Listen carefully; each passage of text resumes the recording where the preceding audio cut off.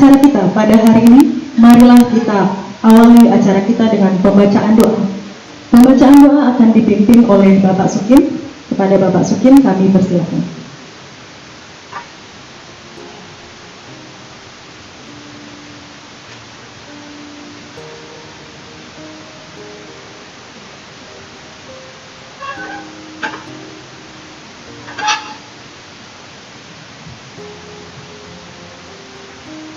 Assalamualaikum warahmatullahi wabarakatuh.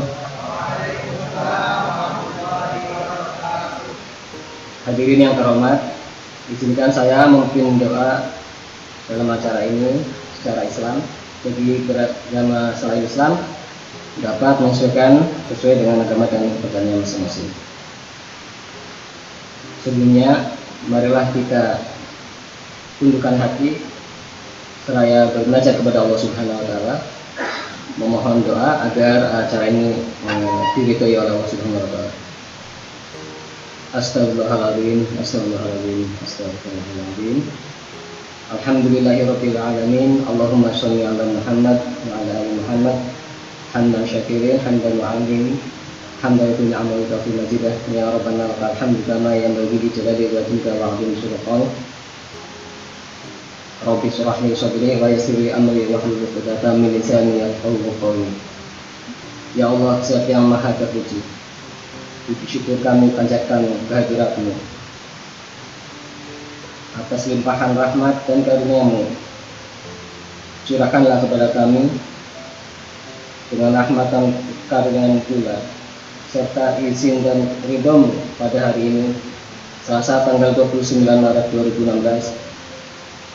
Kami masih diberikan kesempatan untuk berkumpul dalam acara meet up ke-8 ID3 di Sekolah Tinggi Ilmu Statistik ini. Ya Allah, Zat yang Maha mengetahui, sesungguhnya ilmu meliputi segala sesuatu.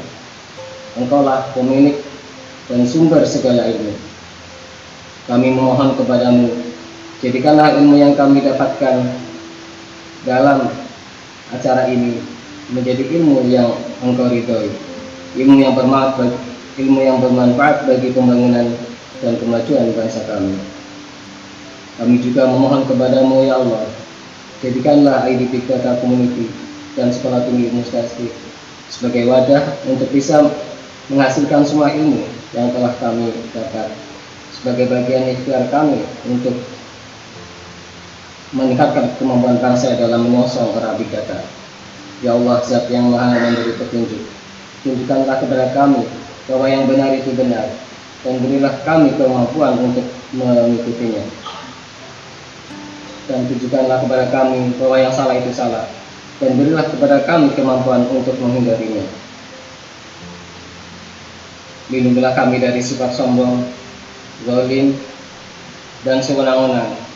Kuatkanlah keteguhan kami dalam kebenaran dan kesabaran. Ampunilah kami dan sayangilah kami. Rabbana la tu'akhidna in nasina aw akhtana. Rabbana wa la tahmil 'alaina isran kama hamaltahu 'alal ladzina min qablina. Rabbana wa la tuhammilna ma la taqata lana bih. Wa'fu 'anna waghfir lana warhamna. Anta maulana fansurna 'alal qaumil kafirin.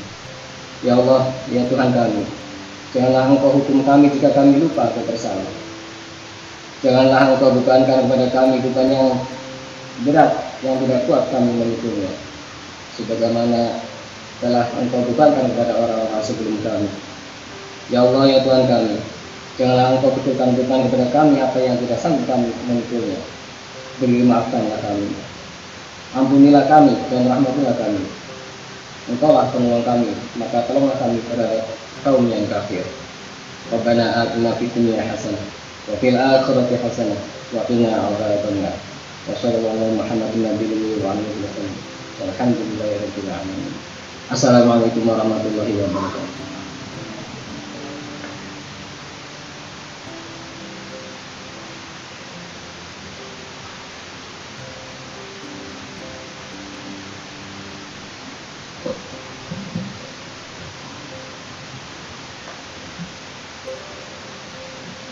Terima kasih Bapak Sukim, Bapak Ibu dan adik-adik mahasiswa sekalian. Langsung saja kita masuki acara inti dari ID Big Data STIS Meetup ke-8 tahun 2016 ini, yaitu paparan dari para narasumber yang akan dimoderasi oleh Bapak Bagus Ruli dari ID Big Data Community. Kepada Bapak Bagus Ruli, kami persilakan.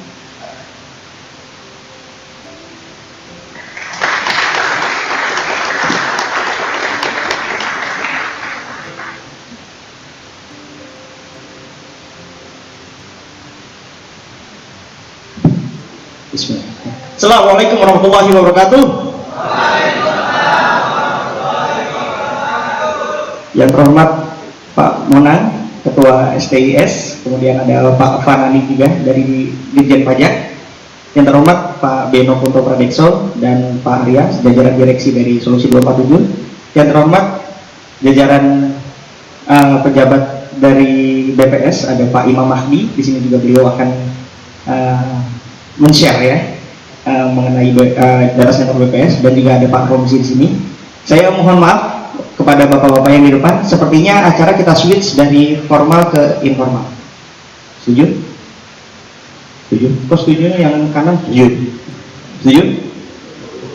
Jadi nggak usah terlalu tegang ya. Ini karena namanya meetup itu kan istilahnya kongko ya. Jadi kopdar gitu ya. Saya cuma boleh ngemeng-ngemeng 10 menit doang, kemudian harus mulai acaranya. Baik, perkenalkan, nama saya Bagus Ruli Mutakin. Saya di ID Big Data memegang untuk community development ya. Jadi nanti teman-teman yang ingin bergabung dengan komunitas Big Data Indonesia, silahkan masuk ke website kita di idbigdata.com dan silahkan daftar kalau bisa ya, karena sekarang nggak akan bisa daftar mau sampai kapanpun, karena pendaftaran untuk anggota kita tutup dulu karena kemarin kita diserang sehari itu, sampai serangan itu sampai lebih dari 500 serangan ya ke website kita. Mungkin ada yang saya nggak tahu ya, nggak boleh suzon, yang mungkin dari luar kita dapat serangan banyak sekali, sehingga untuk forum kita tutup dulu. Jadi nanti teman-teman yang mau ingin bergabung, yang ingin punya update mengenai acara-acara di Big Data, di acara-acara Big Data di komunitas Big Data Indonesia, silakan teman-teman untuk follow Twitter kita di ID Big Data atau ke Facebook kita ya, di grup kita di ID Big Data. Seperti itu ya teman-teman sekalian. Saya bilangin teman-teman sekalian karena di sini saya lihat yang pakai baju biru itu tampaknya masih seumuran sama saya. Ya, beda. Udah 2 digit sih bedanya, cuman kayaknya ya masih seumuran. Saya lihat juga di sini Bapak Ibu dosen juga tampak masih sangat muda ya, apalagi Ibu Kajur ya. Beliau masuk saya kira mahasiswa ya. Luar biasa, ternyata masih anak muda ya. Udah gitu Pak Riki juga, Pak Tio ya. Betul ya, masih muda ya. Kayaknya seumuran juga sama kita semua ya. Seperti itu. Baik, mungkin bisa nextnya teman-teman, next lagi. Saya udah perkenalkan diri, next lagi. Nah jadi gini teman-teman, kenapa sih komunitas Big Data Indonesia ini ada ya? Jadi ceritanya sebenarnya meetup ke-8 di STIS ini salah. Seharusnya meetup di STIS itu adalah meetup pertama. Kenapa? Karena kalau bicara Big Data, kita bicara data ya. Pemilik data itu saat ini siapa yang paling banyak punya data, yang paling kaya akan data gitu ya di Indonesia? Badan Pusat Statistik ya. Seharusnya STIS ini adalah meetup pertama. Ini adalah kesalahan kita mohon maaf, tapi kita nggak mau ya. Ini saya udah lama mendambakan ingin bicara mengenai Big Data di STIS, karena kalau kita bicara data sekarang ya, dari Sabang sampai Merauke, Indonesia itu punya data yang banyak sekali ya. Dari data apa aja? Kependudukan, kemudian data telekomunikasi, data penjualan, maksudnya data sales ini ya, misalnya yang melakukan transaksi gitu kan, banyak sekali di Indonesia itu. Dan kita ada pemilik data terbesar di dunia, bisa dibilang seperti itu. Nah, pertanyaannya adalah data yang besar ini, data itu adalah aset ya. Betul ya Pak Imam? Data itu aset ya Pak ya. Kalau aset kita kelola menjadi benefit seperti itu. Nah, pertanyaannya siapa yang mau mengelola data ini? Saat ini yang banyak mengelola data-data di Indonesia adalah dari BPS, seperti itu. Dimana BPS itu adalah pendidikannya adalah di STIS ini. Jadi seharusnya saya dari setahun yang lalu itu seharusnya datang ke STIS untuk, soalnya kita lebih suka dibilangnya berdakwah ya, berdakwah soal big data ya, untuk berdakwah soal big data itu, seperti itu. Jadi benefit tadi ya, pengolahan data tadi, keinginannya adalah diolah oleh kita sendiri. Jadi bukan lagi diolah oleh luar ya, jadi diolahnya ya oleh kita sendiri, orang Indonesia sendiri. Jadi data kita oleh kita, ya benefitnya buat kita, seperti itu. Oleh karena itu adalah kita coba bentuk komunitas sejak setahun yang lalu. Boleh next ya, next lagi, ini tidak saya bahas, next lagi. Nah, next lagi. Nah, kita coba bangun komunitas ini ya. Jadi sejak setahun yang lalu, kurang lebih Desember 2014 di Yogyakarta, kita launching yang namanya Komunitas Big Data Indonesia, di mana di sini adalah teman-teman yang punya keminatan besar di area big data ya, praktisi big data ya, jagoan-jagoannya big data, harapnya berkumpul di sini, kita bahas bareng permasalahan data di Indonesia, bagaimana cara kita mengolah data kita, bagaimana kita bisa menganalisa data kita, itu di sini. Keinginannya seperti itu. Jadi alhamdulillah sejak kita pertama kali launching di Yogyakarta, boleh next ya? Next lagi, nanti aja nih. Nah ini ya, kita pertama kali itu, jadi biasanya komunitas dibentuk ya udah terbentuk gitu kan, tidak ada follow up-nya. Tapi kalau kita nggak mau yang seperti itu, jadi kalau begitu komunitas terbentuk, kita pengen ada follow up-nya, adalah kita mengadakan meet up setiap bulan. Dan sejak tahun 1,5 tahun yang lalu, Desember 2014 sampai sekarang, kita sudah mengadakan 8 kali meet up. Dan ini di STIS ini adalah meet up dengan peserta terbanyak. Boleh tepuk tangan buat STIS. Dan fasilitas termewah juga. Terima kasih banyak bapak-bapak dari STIS. Ya, nextnya. Ini yang pertama. Jadi yang pertama kebetulan kenalan kita pada saat itu baru Al-Azhar ya, baru dengan Al-Azhar di Blok M ya.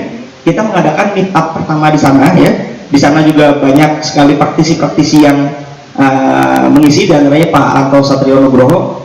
Beliau kawannya Pak Romzi kebetulan yang di depan sini. Saya tadi sudah bicara banyak. Dan kita coba memberikan kurikulum-kurikulum tentang big data ya, tapi arahnya adalah ke area open source ya. Open source itu bukan gratis. Kita lebih suka open source itu bisa diulik seperti itu. Jadi istilahnya Indonesia ini penduduknya banyak ya, otomatis punya kasarnya otaknya juga banyak gitu ya. Dan kalau misalnya kita pergunakan dengan baik ya, kalau misalnya kita kasih stimulus, ayo kita ulik big data ini, saya yakin banyak sekali teman-teman di sini adalah calon peneliti-peneliti yang bisa menghasilkan produk-produk yang bisa untuk digunakan untuk solving data itu sendiri, seperti itu. Ini yang pertama ya. Jadi kita adakan di Al-Azhar tahun lalu bulan Februari ya, kita adakan. Kemudian setelah dari Jakarta kita terbang ke next. Kita terbang kemana? Nggak terbang jauh-jauh, ternyata cuma ke Bogor ya. Kita ngadakan acara kedua kita di IPB. Pada saat itu mulai ada praktisi dari industri ya. Itu Pak Komang, dari beliau big data directornya dari PT Telkom Indonesia. Beliau mulai memberikan kalau yang namanya big data ini bisa dimonetize seperti itu. Jadi teman-teman di sini yang calon data analitik ya, ini juga kalau teman-teman dari STS nanti langsung ke BPS ya Pak. Langsung ke BPS. Ya mungkin nanti punya kerjaan sampingan jadi konsultan data analitik ya. Itu mendesnya lumayan teman-teman. Sebulan bisa beli mobil satu lumayan. Bener loh ini. Nanti hubungin Pak Tio kalau yang mau jadi data science. Oke, dari Bogor ya, kita nggak satu tempat. Jadi dari Bogor kita lanjut lagi ya ke yang rada jauh lagi, kemana tuh? Oh nggak, masih di dekat ternyata, ke Depok ya. Nah, yang ketiga kita adakan di Universitas Indonesia, dan ini pertama kali kita kedatangan tamu dari luar. Sebenarnya kita dari dulu pengen coba untuk ya udahlah yang isinya orang Indonesia aja. Bahkan untuk konferensi Big Data Indonesia di 2014-2015 semua pengisinya itu dari Indonesia, termasuk salah satu pengisinya Pak Setia Permana ini Beliau mengisi di 2015 kemarin di Bandung, dan ini kebetulan di UI ini ada yang ini ngotot atau enggak Pak ya, tapi menurut kita ini sangat capable untuk bicara. Itu adalah Pak Alan Day ya. Beliau adalah Chief Data Science-nya dari Mapar. Mapar itu salah satu distro big data yang ada di dunia. Selain Cloudera, Hortonworks, dan ada Mapar juga seperti itu. Kemudian boleh nextnya dari UI. Nah, kemana kita dari UI? Wah, kita ke Bandung. Dari UI itu ke Bandung, kita adakan di Universitas Telkom seperti itu. Alhamdulillah makin banyak peminatnya di sini. Dari Bandung kita terbang lagi ke mana? Mana ya ini? Kayaknya Surabaya ya. Oke, kita baru terbang rada jauh ke Surabaya seperti itu. Di sini kita ketemu sama salah satu pakar juga, untuk pakar data juga dan sistem informasi, itu Ibu Nur Aini. Di situ masih MSc sekarang udah doktor kebetulan. Dan beliau juga, dan ini juga dari Pak Nur Azam, beliau dari namanya kelas kelompok Linux Arc Surabaya. Jadi ini penggiat open source juga di sana ya. Kita bicara banyak hal di sana di Surabaya ya. Kemudian setelah acara ini kita adakan konferensi Big Data Indonesia 2015 di Bandung seperti itu. Jadi harapannya nanti juga kita meet up ini ujungnya nanti ada konferensi Big Data Indonesia yang rencananya tahun ini akan diadakan di, masih belum tahu enaknya di mana. Kayaknya Jakarta kasih kayak ya kita yes bisa 1.000 orang Pak, 1.000 bisa ya. Orang bisa 1.000 orang ya di bawah ya. Oke, jadi setelah acara KBI kemarin Desember 2015, kita langsung mengadakan meet up pertama kita bulan Januari adalah di, nggak tahu kita langsung ke ujung barat Indonesia, kita ke Aceh. Jadi kita adakan di Universitas Syekh Kuala. Ini ternyata saya kira juga di Sumatera peminatnya nggak banyak, ternyata sangat banyak sekali seperti itu. Dan alhamdulillah acaranya sukses di Aceh. Kita juga sukses jalan-jalan ya Pak Beno ya, pertama kali ke Aceh. Lumayan seperti itu. Nah dari Aceh bulan kemarin seharusnya di STIS, tapi akhirnya kita pindahkan dulu karena lain hal, kita pindahkan STS ke sekarang. Jadi bulan lalu kita adakan di Amikom, Yogyakarta. Jadi kita kembali ke Yogyakarta seperti itu. Nah dari kembali ke Yogyakarta, baru kita kembali lagi ke Jakarta seperti itu. Mau informasi berikutnya di sini di mana? Ada orang Bandung nggak di sini? Orang Bandung? Nggak ada orang Bandung di sini. Orang Sunda ada nggak? Nggak ada juga. Ada. Dikit ya Pak ya, ini banyaknya dari luar ini ya, luar pulau kayaknya. Dari Papua ada, dari Papua. Ya, boleh nextnya aja lagi. Nah ini insya Allah acara hari ini akan diadakan di sini. Jadi nanti akan ada pembicaranya, saya akan nanti panggilkan satu-satu.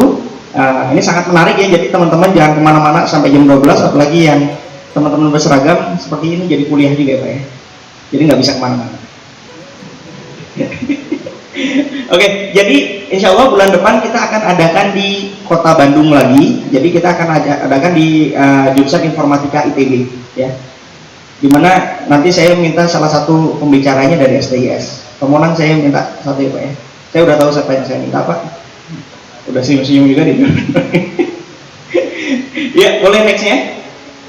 Nah jadi gini teman-teman, ini promosi dikit, saya udah kelewatan 1 menit, sebentar ya panitia. Jadi ceritanya komunitas Big Data Indonesia ini kan sebenarnya kalau misalnya bicara ada yang mau skripsi tentang Big Data, skripsi tentang pengolahan data, biasanya masalahnya adalah 2. Yang pertama adalah infrastruktur, yang kedua adalah datanya nggak ada. Betul nggak seperti itu? Itu kalau universitas lain. Tapi kalau STIS, infrastruktur, saya tadi udah bicara sama Pak Imam, kayaknya bukan masalah juga kalau bisa dipakai punya BPS, dan datanya pun lengkap. Jadi sebenarnya paling plot itu enak di STIS itu udah ada case-nya ada, ya udah tinggal ngerjain aja semua PA-nya seperti itu. Nah mungkin nanti dari kita akan coba bantu untuk tools-toolsnya atau teknologinya seperti itu. Jadi salah satu yang kita lakukan ya di ID Big Data, kita mencoba endorse yang namanya aplikasi Syariah World ini ya. Ini kita endorse. Jadi kita ceritanya butuh data, dan kita coba untuk mengkolek data apa ya istilahnya, bukan data keimanan ya, data ibadah masyarakat seperti itu. Tapi yang khawatir ini namanya bakal di anonymous. Jadi kita punya yang namanya aplikasi Syariah World, yang punya Android, yang punya iPhone, silakan langsung di download. Jadi ini ceritanya gini, mungkin teman-teman di sini ada yang suka lari, sepedahan, biasanya punya aplikasi namanya apa? Endomondo, betul, sport tracker. Jadi kita tahu kita lari berapa kilo, ya, kita lari yang sudah terbakar kalorinya berapa ribu kalori, begitu. Artinya kan kita bisa makan apa gitu, misalnya 3000 kalori, ya kita boleh makan burger selanjutnya. Gitu. Jangan gitu, ya. Kita tahu udah gitu, kita waktunya berapa lama. Kemudian untuk next larinya, misalnya kemarin 5 kilo 30 menit, sekarang mau di bawah 30 menit. Kita bisa seperti itu kan. Nah, tapi kalau untuk yang muslim di sini tidak ada yang men-tracker ibadah kita. Ada nggak yang tahu? 2 minggu yang lalu kita sholat subuh itu berjamaah apa enggak? Di masjid apa enggak? Tepat waktu apa enggak? Nah, kita coba track di sini. Jadi di sini ada fungsi yang namanya muhasabah. Nextnya boleh? Di ini. Jadi nanti ada ini aplikasi muhasabah ya. Jadi kita bisa track sholat kita, bacaan Quran kita, puasa kita, udah gitu kita tarbiyah itu berarti kita mendengarkan ceramah seperti itu, dan sedekah kita seperti itu. Kita bisa track. Ya misalnya di sini teman-teman STS saya yakin misalnya sebulan punya target sedekah 1 miliar gitu ya misalnya gitu kan. Tanggal 28 sedekahnya baru 600 juta gitu kan ya. Berarti mau nggak mau 400 juta harus kita sedekahin dalam waktu 3 hari, gimana caranya gitu kan. Uangnya ada, insya Allah ada. Jadi kita track seperti itu ya. Jadi nanti kita punya datanya juga, tapi datanya tidak akan kita ini misalnya yang sholatnya rajin si ini enggak seperti itu, tapi kita anonymous-kan. Jadi nanti ini bisa data-data ini bisa kita adu misalnya dengan data kriminalitas misalnya gitu ya. Misalnya kita dapat data kriminalitas dari kepolisian, kita tahu suatu daerah kalau kriminalitasnya kecil ternyata kualitas ibadahnya tinggi atau seperti apa. Nah kita coba salah satunya seperti itu ya. Jadi teman-teman silakan kalau misalnya mau download, ini adalah aplikasi yang di-endorse oleh ID Big Data seperti itu. Baik, untuk selanjutnya nggak berlama-lama, udah kelamaan soalnya. Saya akan memanggil pembicara kita yang pertama ya. Bapak yang satu ini luar biasa ya, akan turun di akhir zaman ya Pak ya. Bercandanya kacau nih kalau sama Pak Imam. Jadi beliau adalah sebentar, contekan saya belum dapat. Nah, beliau adalah Pak Dr. Imam Mahdi, cuman nggak boleh dikasih gelar katanya. Tapi saya juga udah tahu beliau S1-nya di Amerika, S2-nya di Inggris, S3-nya di Jepang, Pak ya. Betul. Jadi beliau saat ini adalah Kepala Subdirektorat Jaringan Komunikasi Data di Direktorat SIS. SIS itu Sistem Informasi Statistik di Badan Pusat Statistik. Jadi kalau bahasa Jawanya ini sing duwe data center yang punya ya Pak ya? Oh enggak Pak. Tapi beliau hari ini akan bicara mengenai data center di Badan Pusat Statistik ya. Jadi kita simak bersama-sama ya. Nanti kalau misalnya ada waktu 5 menit, mungkin ada 1-2 pertanyaan, silahkan untuk disampaikan kepada Bapak Imam Mahdi. Kepada Pak Imam Mahdi kita sambut dengan tepuk tangan yang paling meriah.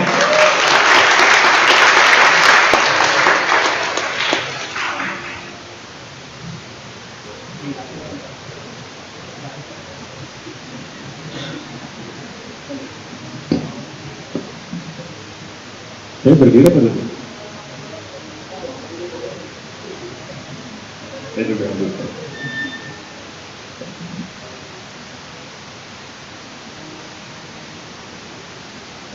Assalamualaikum warahmatullahi wabarakatuh.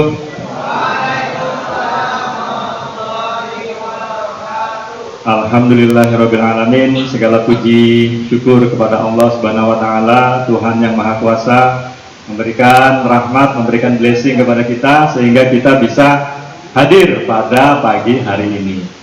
Yang kami hormati Bapak Ketua STIS Bapak-bapak pembantu ketua STIS, bapak-bapak dosen semua, para tamu undangan, bapak pembicara, dan wabil khusus buat penyelenggara ya, yang sudah menyiapkan acaranya secara spektakuler.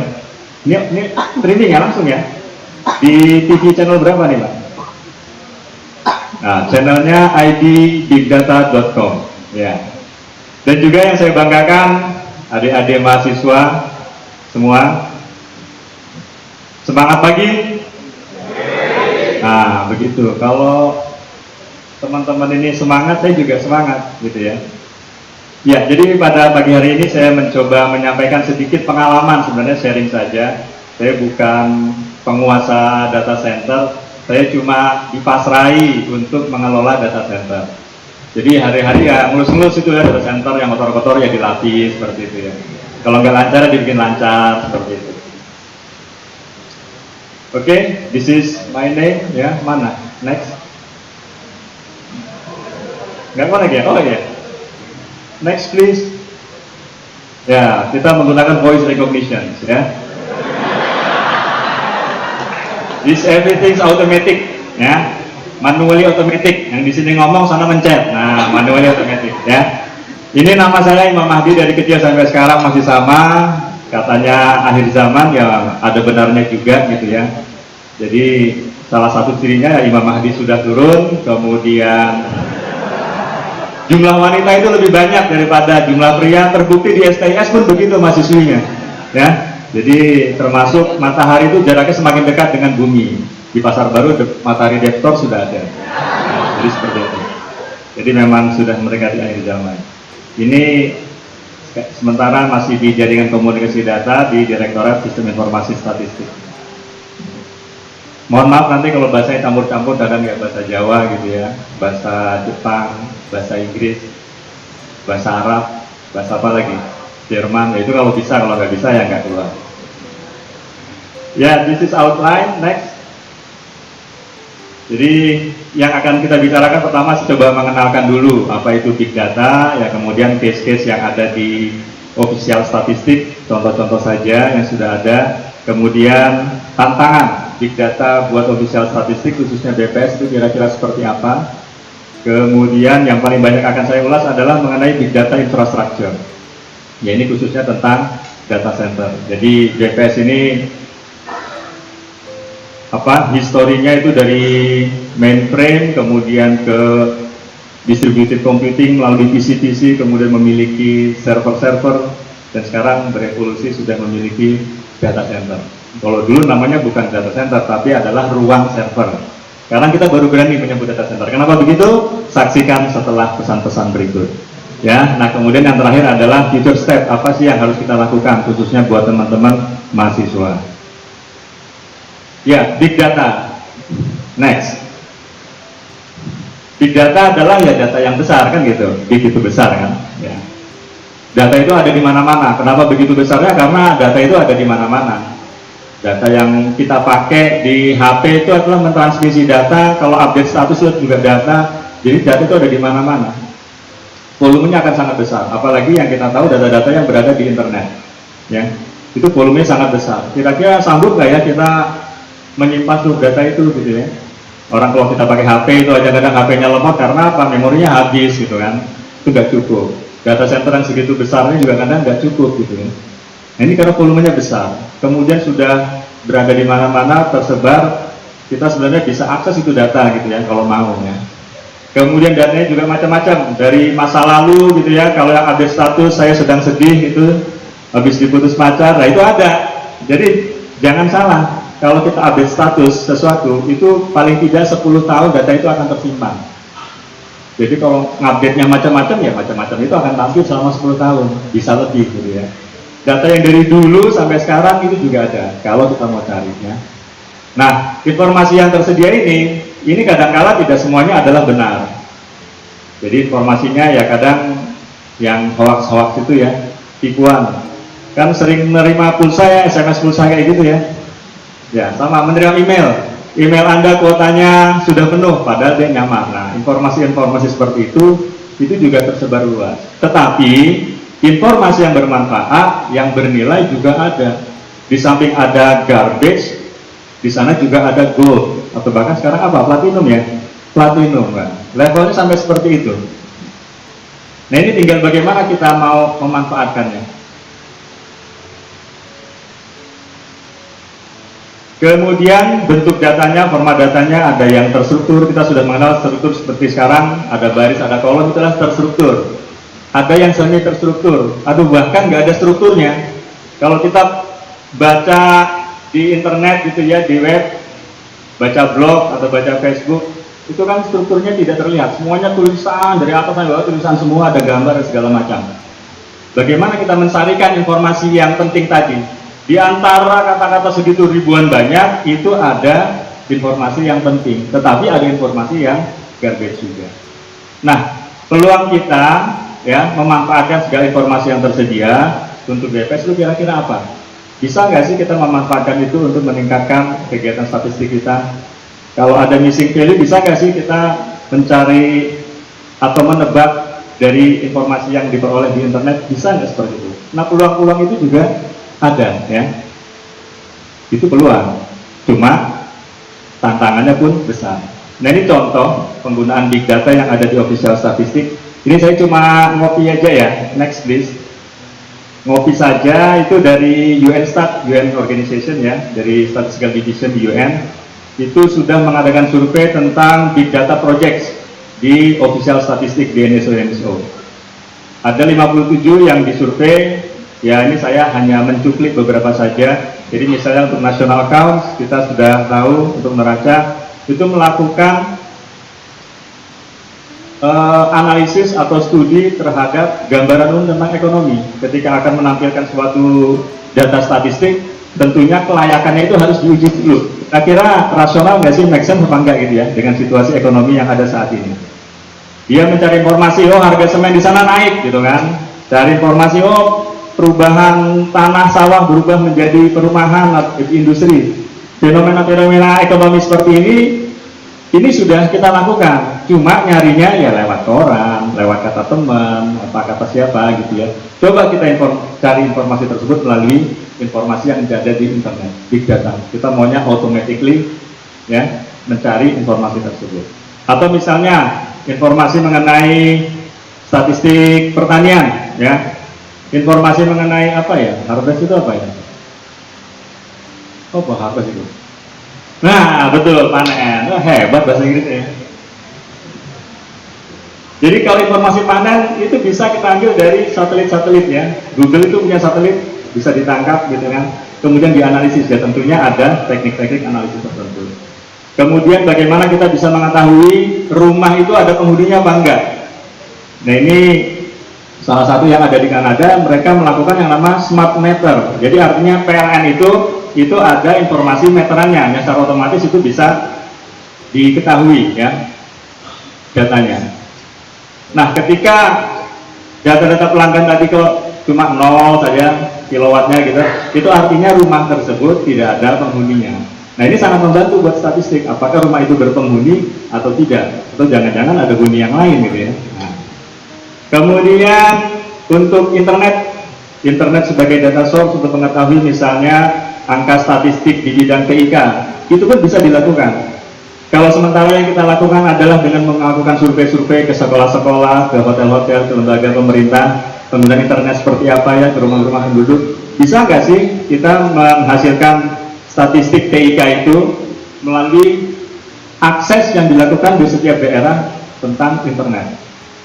Tentunya tidak bisa secara langsung, tapi harus melakukan inference dan segala macam. Nah, ini adalah peluang gitu ya, peluang bagaimana kita bisa memanfaatkan big data. Next please. Nah, tantangannya adalah kita sudah di BPS ini semuanya harus konsep, definisi, metodologi itu harus dibakukan dulu. Kita bekerja dengan kerangka ya. Diajarin itu ya, pengambilan sampel kan, teknik pengambilan sampel semuanya kan harus pakai kerangka. Ya kan, mau mengambil berdasarkan penduduk ya, sensus penduduk 2 tahun sebelumnya, sensus ekonomi dan sebelumnya, kita sudah membangun kerangkanya dulu, kerangkanya baru kita mengambil sampel, melakukan kegiatan statistik. Tetapi kalau di internet, bagaimana kita menyusun kerangkanya? Kan susah ya. Datanya begitu banyak, dimiliki oleh siapa saja. Kadang satu hari bisa hilang 100, tapi yang tumbuh bisa 1000 gitu ya. Kalau kita harus membuat kerangka seperti itu, ngupdate-nya aja sudah mumet gitu ya. Nah, kalau itu tanpa kerangka, kira-kira bisa nggak ya kita lakukan untuk kegiatan statistik? Untuk konsep dan definisi, setiap data provider itu memiliki konsep definisi yang berbeda-beda juga. Nah, ini bagaimana gitu? Nah, ini tantangan. Nah, kemudian dari sisi kualitas juga, karena data yang ada di tersedia itu tidak selalu bersih gitu ya, banyak tipuan gitu kan, banyak yang garbage. Kira-kira untuk menghasilkan kualitas data itu bagaimana? Harus akurat ya kan, harus tepat waktu, harus understandable ya kan. Nah, itu bagaimana? Ini tantangan semua. Apalagi kita sudah terbiasa menggunakan metadata. Segala data variabel itu harus didefinisikan dulu. Sementara definisi orang berbeda-beda atau bahkan metadatanya juga tidak tersedia. Nah, itu kira-kira gimana? Gimana adik-adik? Paham kan nih? Ya, nanti ulangan keluar ya, ulangan. Quiz. Kemudian accessibility. Jadi ketika kita berbicara big data, kayaknya enak ya. Data itu tinggal diambil dari internet, ya. Facebook, Twitter sudah menyajikan API, application programming, program interface, ya. Jadi kita bisa mengambil. Tetapi kadang juga kita tidak bisa karena akan melanggar privacy. Mengambil informasi pribadi dari Facebook kita tidak selalu bisa. Atau kalau big datanya berada di kementerian lain, informasi tersebut kita tidak bisa ngambil secara langsung, harus melakukan kerjasama. Nah, ini tantangannya adalah accessibility, di mana kita tidak selalu bisa mengakses data-data yang kita inginkan, karena big data itu bukan open data. Kalau open data tinggal ambil, tinggal download, itu enak. Tetapi data yang terkait dengan privacy, confidentiality, itu oleh pemilik datanya akan dilindungi, sehingga kita kesulitan. Nah, inilah tantangannya bagi ofisial statistik untuk bisa melakukan kerjasama dengan berbagai institusi dalam rangka mengambil data-data tersebut. Kemudian dari sisi dimensi, ya, itu datanya macam-macam. Nah, ini dimensinya, datanya menjadi sangat besar sekali, ya. Ya, kalau datanya besar banyak, tentunya kita memerlukan kapasitas storage penyimpanan yang besar pula. Itu baru ngumpulin, belum ngolahnya, analisis itu.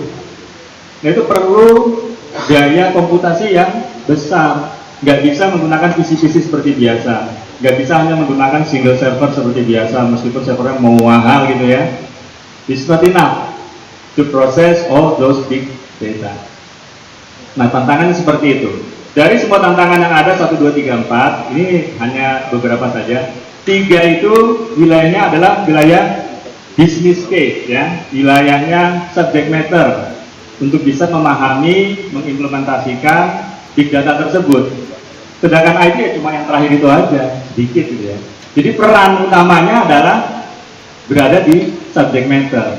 IT sebagai enabler, ya, enabler itu mendampingi untuk mensukseskan, ya, segala kebutuhan bisnis yang ada di BPS. Jadi kalau IT ya kecil cuma segitu aja kerja, tapi kalau subject matter banyak gitu ya. Next please. Saya ngomongnya kecepatan ya? Enggak? Speednya cukup ya? Oke, jadi akan saya perlambat sedikit. Infrastruktur untuk big data, ya. Ketika kita berbicara infrastruktur, ya yang terbayang apa sebenarnya? Alat-alat gitu ya, perangkat-perangkat, ya memang itu gitu ya, itu yang harus disiapkan. Tetapi saya menambahkan kalau yang biru dari bawah ke atas itu semuanya adalah alat, baik perangkat keras maupun perangkat lunak, ya. Termasuk yang hijau itu adalah skill set, ya, IT skill set. Jadi dari sisi SDM-nya. Nah, ini juga saya masukkan sebagai infrastruktur. Jadi di samping yang keras, yang empuk ya ada. Ya. Nah, untuk IT itu yang biru semua. Itu mulai dari bawah ke atas, maunya atas ke bawah, ke bawah ke atas. Ya, kita mulai dari bawah ke atas yang tidak lazim ya, supaya perhatian penuh ke saya. Kalau dari bawah ke atas itu yang pertama adalah data center facility, fasilitas data center. Data center itu apa? Data center ya ruangan, fasilitas untuk mengkoneksikan segala server, storage, network yang berada di dalam ruangan itu. Ada supply listriknya, segala macam. Kalau nggak ada listrik, nggak bisa nyala kan servernya. Nah itu. Kalau listrik ada, tapi kalau ruangannya panas, servernya bisa down. Nah, dikasih pendingin. Nah itu adalah fasilitas namanya. Ya. Ini kalau nggak ada fasilitas, yang atas-atas itu nothing. Nggak bisa berjalan, nggak berguna gitu ya. Nanti yang kedua adalah kita bicarakan tentang network dan security. Kalau kita sudah ada fasilitas, ya berarti kita harus pasang jaringannya, ya. Karena network itu penting. Kalau kita nggak punya network, bagaimana kita bisa mengakses big data tadi yang keluar-keluar itu, berinteraksi dengan kementerian lain, KL lain, ya harus memerlukan network. Kemudian servernya, storage-nya itu juga kita perlukan. Kemudian platformnya, operating system, database ya buat menyimpan, termasuk toolsnya. Ya mungkin satu lagi yang diperlukan adalah application services ya di atasnya, di mana aplikasi tersebut yang berinteraksi dengan si pengguna, termasuk nanti IT skill set. Nah, berbicara tentang data center, ya ini kilas balik. Kita dulu sudah memiliki ruang data center yang untuk mainframe. Itu berada di gedung 3, ya, dulu di gedung 3. Dengan segala komputer yang besar-besar seperti lemari itu pengoperasiannya di sana, di lantai 3. Kemudian setelah mainframe eranya habis, kembali ke distributed computing dengan menggunakan PC LAN-LAN yang terkoneksi ya. Setelah distributed computing tidak cukup kemampuannya, ditambahkan dengan menggunakan server-server. Nah, server-server yang sudah kita bangun, ruang server yang sudah kita bangun itu sejak tahun 1997 sampai 2013. Nah, itu masih berdiri. Nah, itu adalah layanan-layanan server yang sudah kita rasakan seperti itu. Namun pada akhir-akhir menjelang akhir hayatnya 2012, 2013, ruang server tadi sudah mulai terbatuk-batuk. Ya, karena apa? Karena tidak dengan perkembangan zaman, dengan menerapkan teknologi yang terkini dimasukkan ke dalam ruang server seperti itu tidak mencukupi, tidak sesuai. Sehingga di akhir 2012 itu mulai terbatuk-batuk, suhunya naik terus gitu kan, demam ya, panasnya itu bisa sampai 40 derajat, 40, pernah 50 derajat. Pernah nggak sakit demam 50 derajat?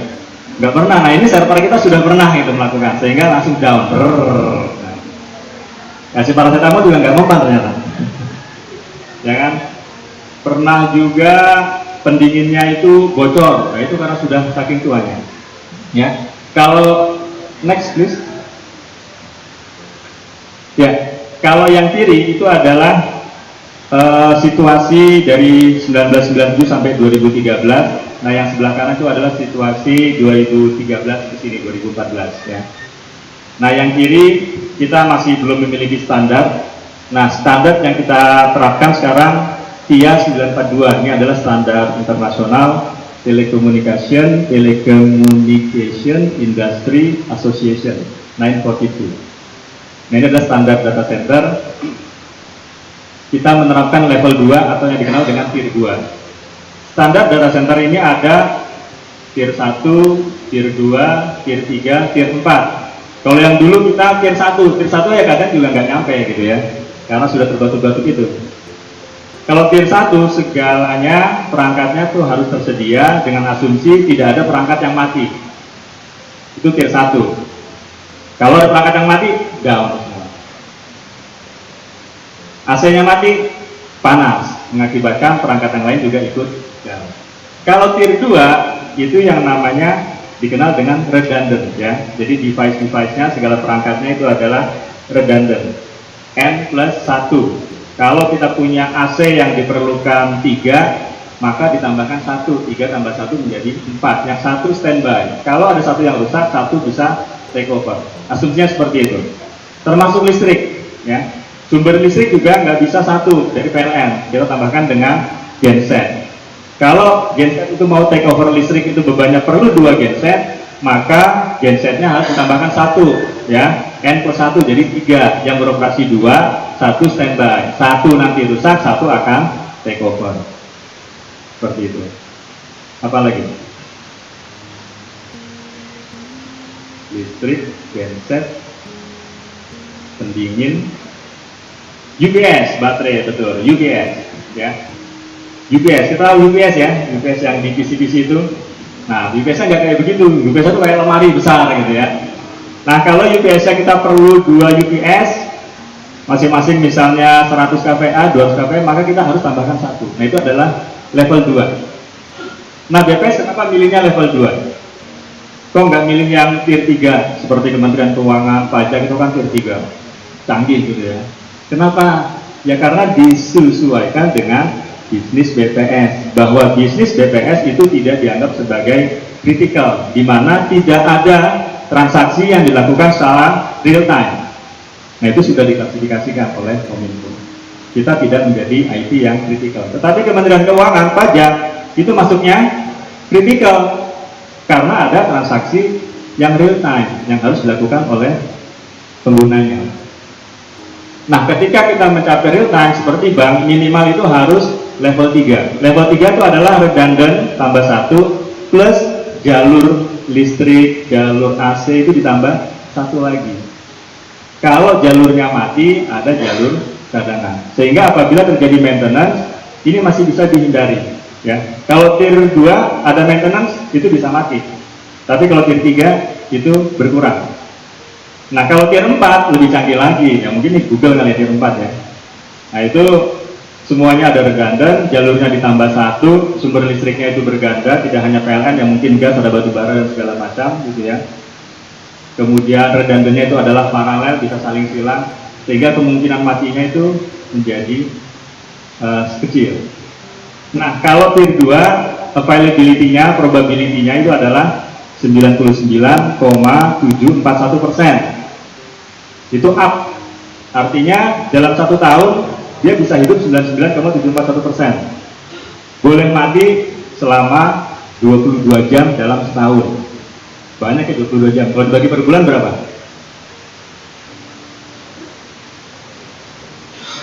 Ya, nggak sampai 2 jam ya. Nggak sampai 2 jam. Itu udah 1 bulan. Kalau dibagi 1 hari, nah seperti itu. Jadi ini sudah cukup tinggi. Jadi kenapa kita nggak pilih tier 3, tier 4? Ya alasan seperti itu. Kemudian untuk fire protection, yang dulu itu kita memanfaatkan sprinkle yang ada di gedung. Kalau gedung itu kan sprinkle-nya menggunakan air ya. Kalau ada kebakaran kan disemprot air, ya, padam apinya. Lah kalau server-server kebakar disemprot air gimana? Padam apinya. Servernya juga rusak. Tidak hanya padam, tapi ya setelah itu mungkin sudah nggak bisa dipakai karena kena air loh, langsung rusak, konslet semua itu. Nah, untuk desain yang baru itu kita menggunakan gas ya, fire protection menggunakan gas, namanya IG55, IG inner gas 55, itu adalah kandungannya argon dan nitrogen. Nah, kalau ada api kita akan semprotkan gas, di mana gas tersebut akan menghasilkan nitrogen, dan nitrogen itu akan menekan level dari oksigen. Ya, kalau oksigen semakin sedikit, apinya mati. Api mati itu kira-kira kalau level oksigennya hanya 15% di udara, itu api mulai padam.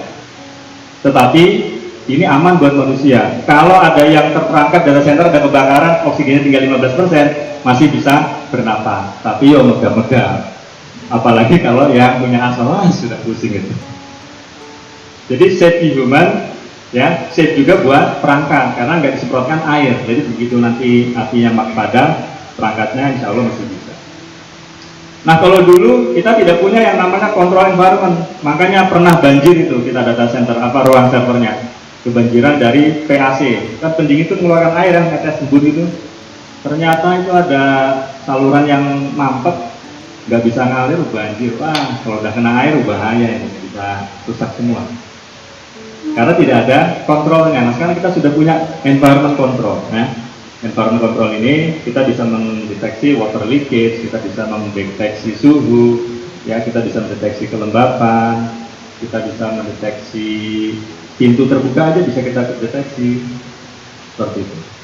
Nah, itu perbedaannya yang dulu dengan yang sekarang. Next. Jadi singkat aja gambar-gambar. Jadi dulu kabelnya semrawut gitu ya, macam-macam gitu ya. Ini kita coba tata, kemudian kabel listriknya juga semrawut, nggak ada traynya dulu ini dulu. Ya. Next, kemudian electrical panelnya antara data center dengan gedung itu jadi satu listriknya. Jadi kalau listrik gedung itu mati, data center ya mati gitu. Ya kan? Penghematan 1 minggu listrik dimatikan, udah dimatikan ya data centernya mati juga gitu. Next, nah, ini foto yang dulu. Nah, ini adalah ruang server kita dulu, dimana servernya itu ruangnya dulu besar, begitu ditambahkan dengan perangkat server yang segede lemari-lemari akhirnya menjadi sempit sehingga menyebabkan panas. Meskipun kita sudah kasih cooling gitu ya, tapi cooling tersebut ternyata tidak bisa untuk mendinginkan server. Karena apa? Ruangannya semakin kecil, jarak antara lantai dengan cat atas itu sangat rendah, sehingga udara dingin dan udara panas itu bercampur. AC-nya mengeluarkan udara dingin, servernya mengeluarkan udara panas, dingin dan panas bercampur menjadi hangat. Kalau manusia memerlukan kehangatan, it's okay. Tapi kalau server ya raiso, nggak bisa seperti itu. Harus dingin standar. Ya, standar itu adalah 17 degree sampai maksimal 27 degree Celcius. Next. Jadi ilustrasi aja gambar kenapa terjadi percampuran udara dingin dengan panas. AC-nya disemburkan dari bawah gitu ya. Server-servernya mengeluarkan panas, yang panas itu mengembang ke atas, tapi atasnya mentok karena pendek ya turun lagi panasnya, sehingga panas dan dingin bersatu padu. Next. Ya, ini permasalahan-permasalahan ya dari electrical, cooling, water sprinkle, cabling itu menjadi agak sulit di manage. Kemudian SLA-nya, availability-nya juga sering down ya, di bawah 85%. Ini sangat memprihatinkan sehingga mau nggak mau ya kita harus berani melangkah untuk membangun data center. Next. Ya, area data center yang kita punya kalau dulu cuma ada hampir 200 ya meter persegi, sekarang areanya 379 meter persegi. Kemudian jumlah raknya nggak banyak, ini termasuk tidak besar ya kalau kita bandingkan dengan punya Kementerian Keuangan yang apalagi yang di Balikpapan, Kalimantan Timur, waduh, ini tidak ada bandingannya, kalah jauh ya. Tetapi kapasitas yang sekarang kita miliki ini adalah 3 kali lebih besar dari ruang server yang sebelumnya. Kemudian fire protection itu juga tadi sudah saya jelaskan, tidak hanya menggunakan gas, tetapi kita punya sensor ya, menggunakan VESDA dan ASD. Jadi kalau ada asap itu dia bisa mendeteksi. Caranya dengan mendeteksi asap, jumlah partikel, atau dengan menggunakan foton. Pernah kejadian di dalam satu gedung yang sama ada kebakaran kecil di lantai 6 tinggi gitu ya, kata-kata kan di bawah ada kebakaran. Nah, taunya itu pagi gitu, masuk pegawai udah api gitu kan, tapi memang tidak besar. Ini kebakarannya mulai kapan? Nggak ada yang tahu kan, itu gara-gara kipas listrikan nyala terus. Akhirnya kita coba masuk ke data center, kita buka lognya, ternyata kejadian kebakaran mulai terdeteksi asap itu pukul 11 malam 58 menit, hampir jam 12 malam. Terdeteksi, berarti sangat sensitif alat kita itu.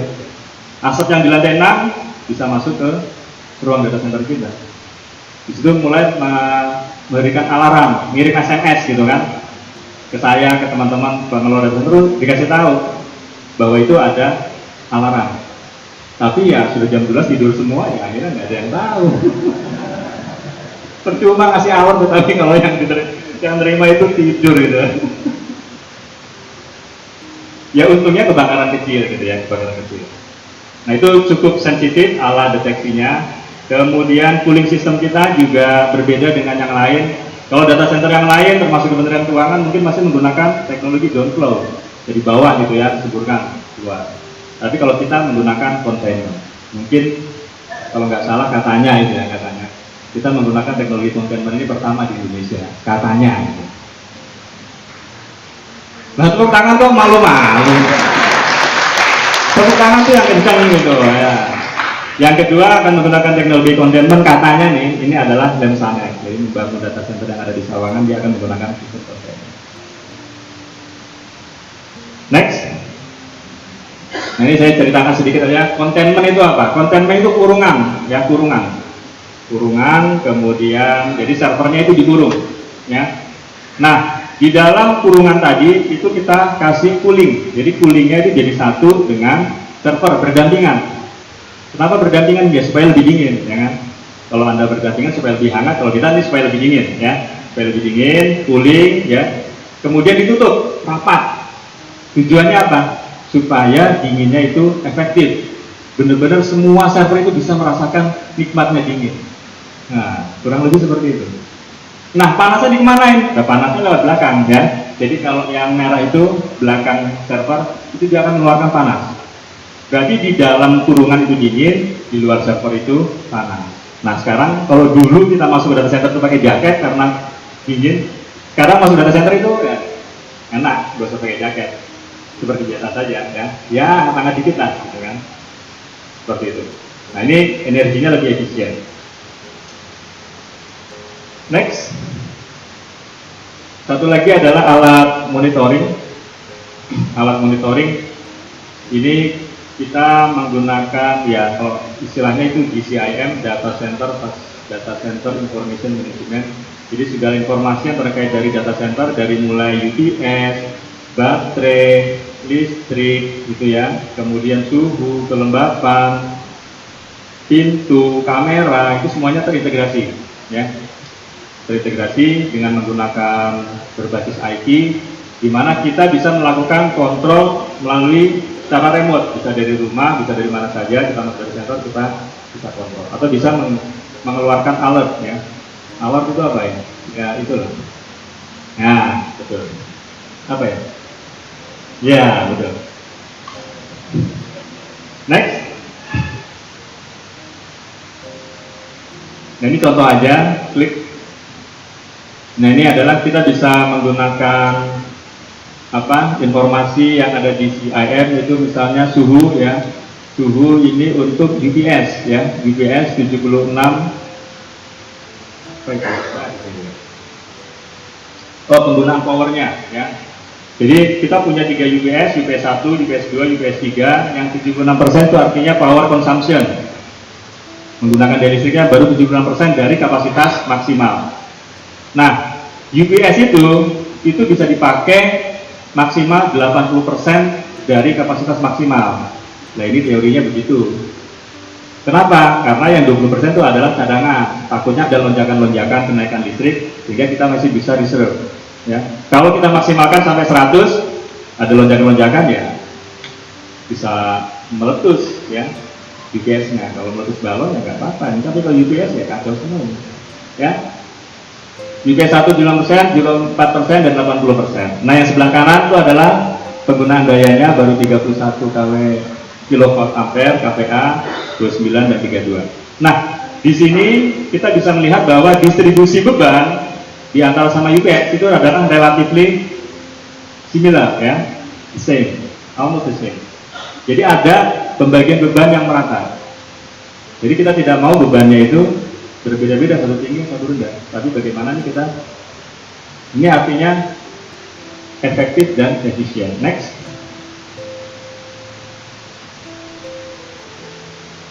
LCP.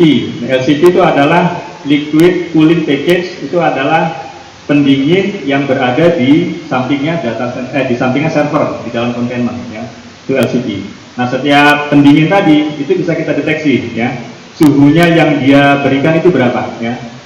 Nah, ini ada beberapa LCP masing-masing antara berapa itu, 18,9 sampai 20,1. Jadi merata. Jadi kalau sudah ditutup, dinginnya itu harusnya rata. Kalau dia 20 degree ya 20 degree gitu, ya. hampir merata. Sehingga apa? Sehingga nggak ada iri-irian, server sana dapat dingin, sini kemalangan itu nggak ada, ya, nggak ada yang iri. Ini udah bisa bersifat adil sih dengan menggunakan containment, ya, seperti itu. Nah kemudian power consumption-nya juga bisa kita deteksi, ya. Pendingin satu berapa kilovolt ampere, ya kan, berapa kilowatt, ya. Pendingin dua berapa. Nah ini kalau kita lihat ternyata kok ada yang 5, ada yang 8. Kalau dia mengkonsumsi 8 lebih tinggi, itu artinya dia bekerja dengan lebih keras untuk bisa meratakan suhu di sekitarnya. Kenapa dia bekerja lebih keras? Mungkin saja server yang di sebelahnya itu lagi kerja dengan keras gitu. Makanya harus didinginkan juga, kerja keras seperti itu. Kalau yang satu servernya lagi idle, diaksesnya mungkin jadi dia kerja tidak keras, ya coolingnya juga kerjanya santai saja, sehingga butuh wattnya hanya 5 misalnya seperti itu. Next. Ya ini adalah untuk PESDA, statusnya gimana, apakah ada asap atau tidak di luar setiap ruangan itu bisa deteksi. Kalau oke ya berarti aman-aman saja. Dan ini dilarang merokok di ruang data center. Nanti disemprot itu sama gas, nggak boleh merokok ya. Next, kemudian water leakage juga ini kita bisa deteksi. Jadi di bawah rak itu kita kasih sensor-sensor ya, sensor-sensor.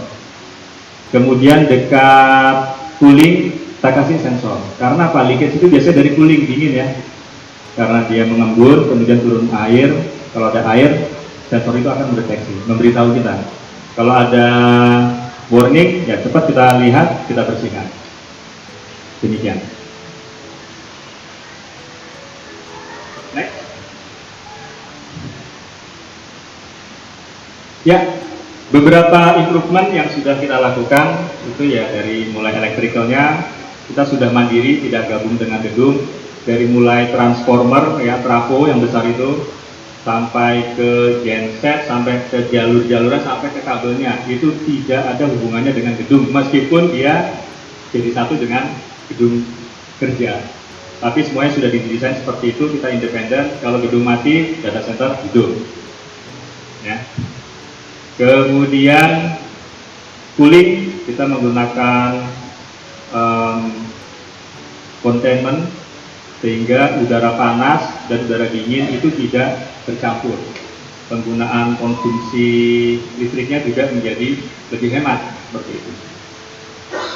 Kemudian cabling, ya ini sudah diatur, yang bawah itu khusus kabel-kabel power, kemudian yang atas itu ada traynya itu khusus kabel-kabel data. Ini sudah dipisahkan, sudah rapi. Kalau dulu semerawut kayak spaghetti, pernah makan spaghetti ya? Kan itu kan gimana mau makan satu-satu kan susah ya, terus sudah nyampur ya udah dimakan semua gitu. Nah sama kabel yang dulu ya begitu, karena sudah diikat jadi satu, mau benahinya sudah, sekarang ini sudah rapi. Nah availability-nya menurut teorinya itu 99,71% lagi, hanya boleh mati selama 22 jam dalam sehari. Next.